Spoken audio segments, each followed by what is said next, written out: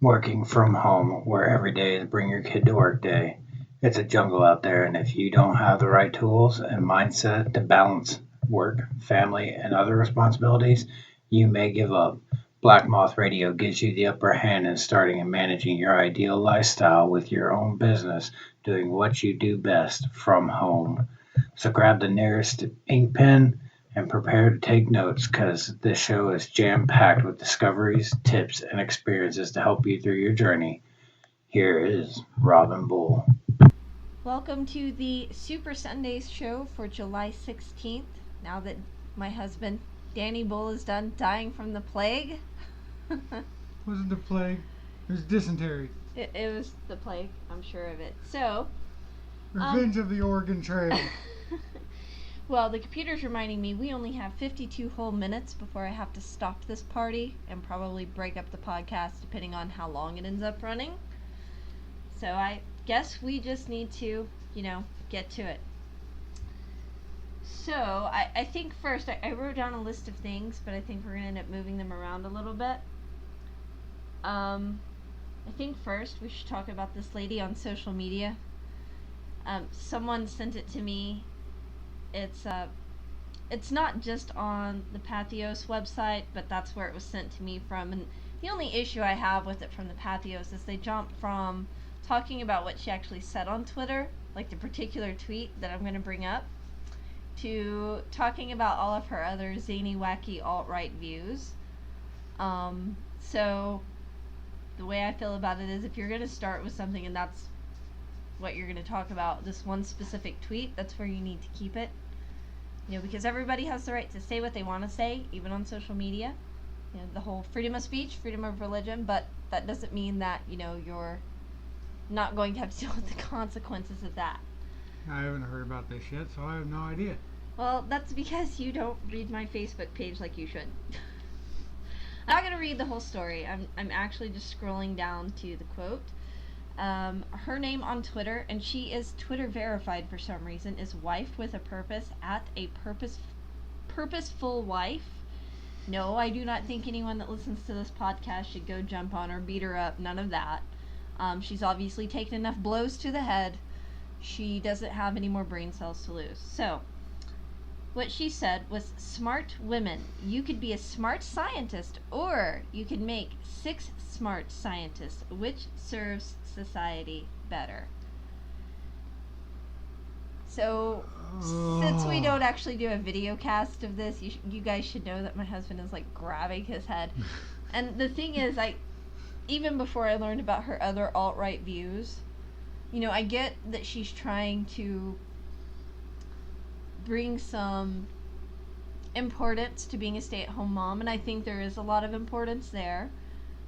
I would also just like to state for the record that whatever your views are, whenever you're trying to get someone to listen to you, to agree with you, to consider your viewpoint, you should probably not alienate other people. Oh, God. That was painful. What's wrong with 7? Huh? What's wrong with 7? She says you can make one, or you can have 6 kids and make 6 of them. If I recall, I've seen what's wrong with 7? Why can't she be one and make 6 kids? That's something that actually someone mentioned to her was, I like my edition better. And then that's also something that someone else said to me on Facebook was, why not do both? But, if you're going to make the choice to have 6 kids, you probably need one parent staying home with them, because otherwise the daycare costs are going to eat you alive. And it's not that I agree with daycare, because I don't like daycare, and I don't want to hear a bunch of people with the whole daycare is a necessity, because, I don't want to hear it. It's very rare that it's an actual necessity, but, But if you're a scientist, you're bringing in the big bucks. Yeah, but if you're a scientist, you're probably not going to have 6 kids. That's true. Without one of you staying home, and it doesn't really matter who it is. That's why you have a spouse or a breeder, whatever that is you want to call it. Oh, but in her next message, because her first tweet, the one that I read you, was taken down by Twitter. So she posted it again, and then she included pictures of her own children.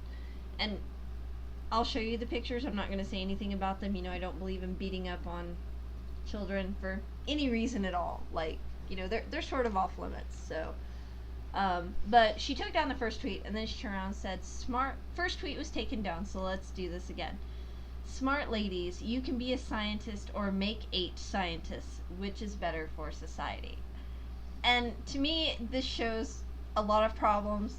One of them being she doesn't really understand genetics, and that sometimes you can have 2 really smart people and have a child who maybe they are really smart and could be a scientist, but they don't want to be one. They want to be something else. You know, it's kind of like 2 ugly people that have a really good looking kid. Yeah. I mean, if 2 smart people got together and all they made were smart children, trailer parks would be empty. So after that, she started, like, the article, not her, the article started, like, grabbing other tweets and crap of hers that she does online. And a friend of mine, when I was talking about this online, because like I said, you can have any belief you want.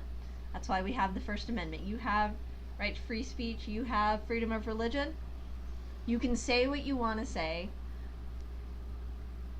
But if you expect to persuade someone to your belief system, you have to be careful with how you say things. And I know a lot of people are going to think that's pandering or being politically correct, and I'm not talking about either one of those things, but I'm talking about not alienating the very people that you want to start staying home, or you want them to do all of these other things. And you're not, especially if you get on social media, you're not immune from the consequences of what you say. And one of my friends pointed out yesterday, she's this lady on Twitter is a mommy blogger, and so what she's essentially done is made more traffic for her blog. She doesn't care where it's coming from. It's the whole idea of getting the traffic, because you get enough traffic as a blogger, you know, you can get people who want to advertise on your site, or they send you free stuff for you to do a review. And like I said, I'm not necessarily disagreeing that she doesn't have a right to say what she says, but later on in the article she starts talking about, you can't shame us anymore. We are beyond proud of who we are, same as everyone else. White pride is here to stay. Actually, that's from last year.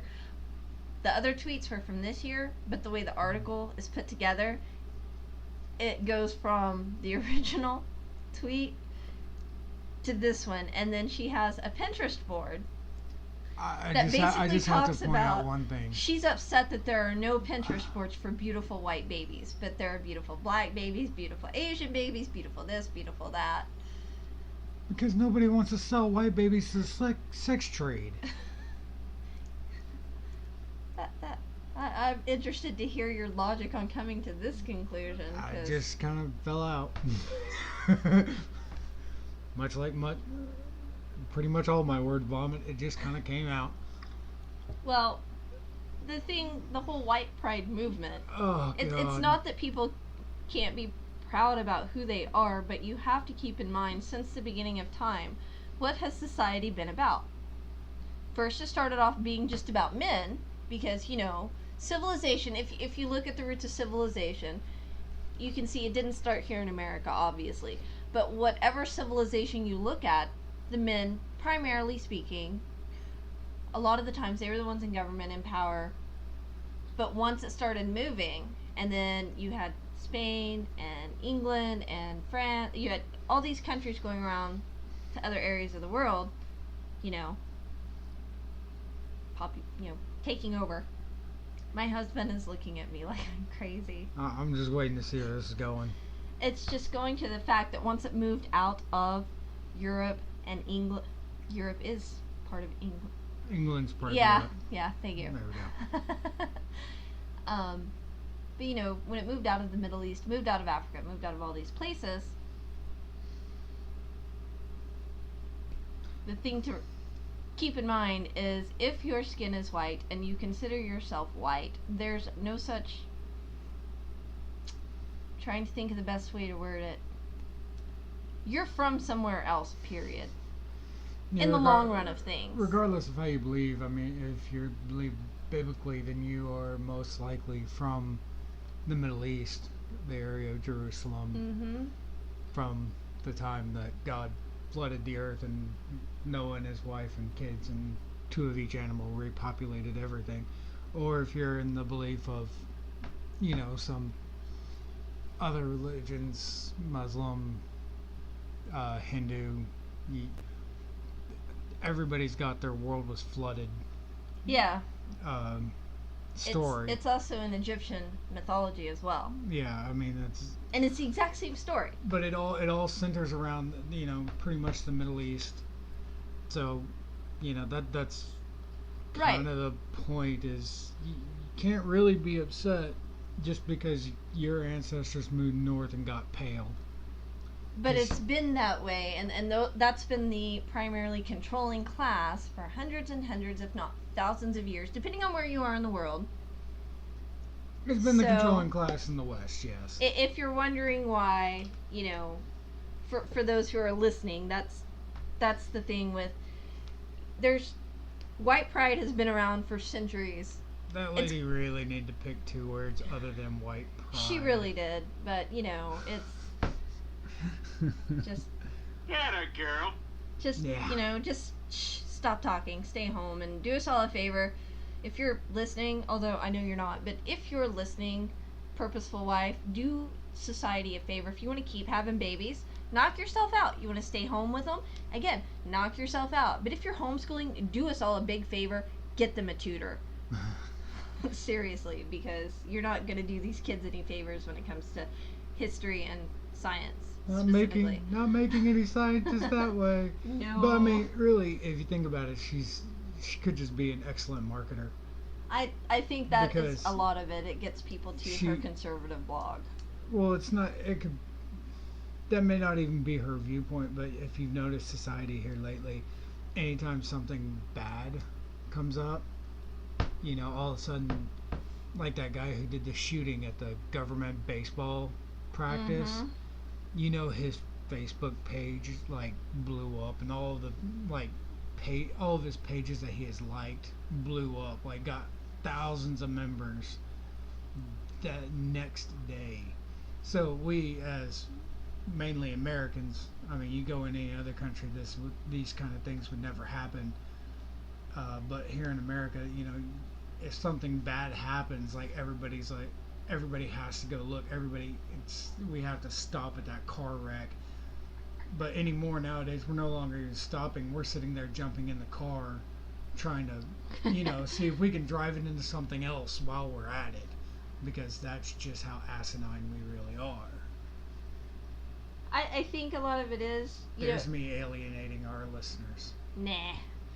I think a lot of it is, though, that she wanted attention for her blog, and maybe her beliefs really are conservative, and if they're conservative and they only, you can have whatever beliefs you want, but if you start spouting them off in a way that pisses people off, you're not being persecuted, you're being a dumbass. Yeah, she could be running around the house in laces and bracers all day long for all we know. I don't know enough about her, but it's true. She, I haven't looked up this woman. I'm not going to spend my time doing that. But she could have had a fairly unknown conservative blog at some point. I used to have several back in the day. But the thing is, I didn't run around attempting to alienate other people. I talked about certain values and things like that. But now that is the more prevalent, not necessarily mindset in a good way, but because there's so much activity about it on social media, she ramps it up to get people to go to the blog. Right. Or who knows, she could have been totally liberal and decided this is a great way to make money, because that's what marketers do. Oh, yeah. So, speaking of marketing and working from home, I have a couple of other things first that we can talk about. I'm going to let you pick which one you want to do. Oh, do you want to do the video, or do you want to...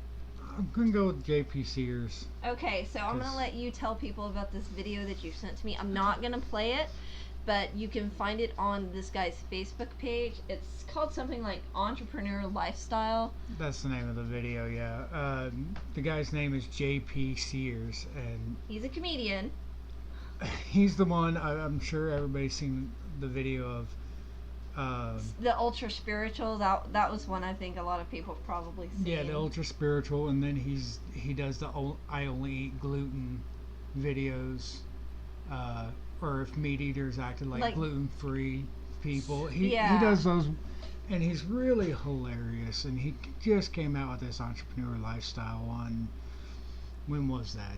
Friday? I don't know when he actually came out with it, but I think that's when you sent it to me. And I remember when I watched it, I was like, oh my god, I've dealt with every one of these types of people. Unfreaking believable.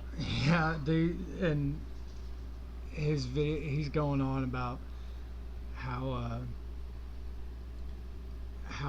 one of the things that I'm remembering off the top of my head was I have 100-hour work weeks, and because I do and you don't, I am automatically better than you, and because you do not work my 100-hour work weeks, you suck. Yeah, you obviously are deficient in your life, and that you need my input in your life because you have no way of working 100 hours in a week. Like I said, I've run into every single one of those people.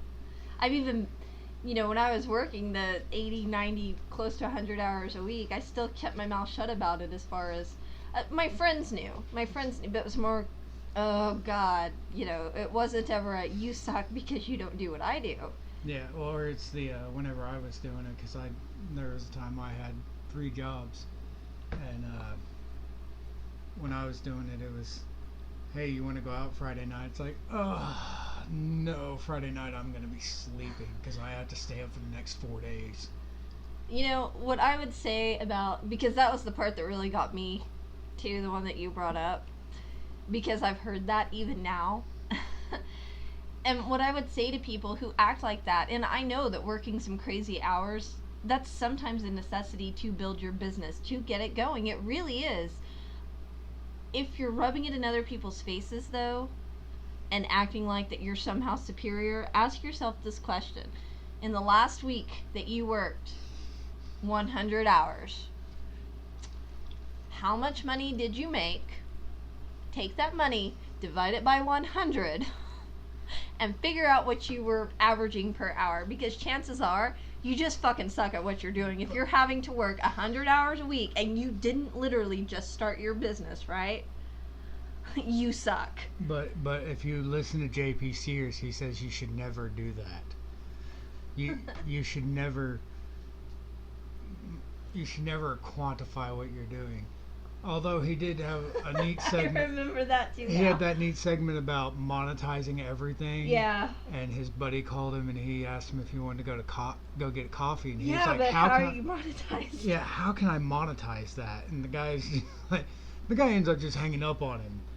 Everything he does, he has to monetize. And well, but that's a big thing that a lot of people want to do. They blog, they do whatever online. They want to know how they can make money off of it. Monetize is just a fancy word for making money with whatever it is that you're doing. You can't make money going out and buying a coffee. There are those stickers that I once considered for the back of the laptop that said, ask me about my copy, this. Yeah. Oh, yeah. So I guess maybe you could if you were in the right place at the right time. But, if you have a blog, things of that nature, that's where people really think about monetizing it. But if your only fan is your mom, your only comment is, great job, honey, I'm proud of you. You get like 2 visitors a week or whatever. Not that I can really say much right now because the domains that I own, like for the last 2 weeks, have just kind of sat dormant because between everybody being sick at home plus working, you got to kind of draw the line somewhere. But if those are your only fans, you don't have a social media following for it, you don't have enough views, even Google AdWords, which you do on Blogger, and there are some other things that you can do ad-wise to monetize, but the thing is, if you don't have people actually coming and clicking those links, it's not going to do you any good. And if you don't have the hits, the demographic information, all this other crap, you're not going to get paying sponsors. You're not going to be able to get, like, I'm not going to mention names or companies, and I don't mean this in a derogatory way towards what I'm about to say, but it's like that guy that who does the commercials for the local supplement shop. Oh, yeah. Yeah, he's a great guy. I'm glad he gets to do that, but the way that he got to do that now is because he spent how long working in the, fighting, and he was in it when I was doing it nearly 12 years ago. So yeah. I mean, he was already the 185 champion when I started. But the way he got that was because the way he got that supplement spot was because people knew who he was. He'd already done the work for that recognition. Yeah, so that would be really difficult. I'm trying to think of other things that he brought up that need to be pointed out. Oh,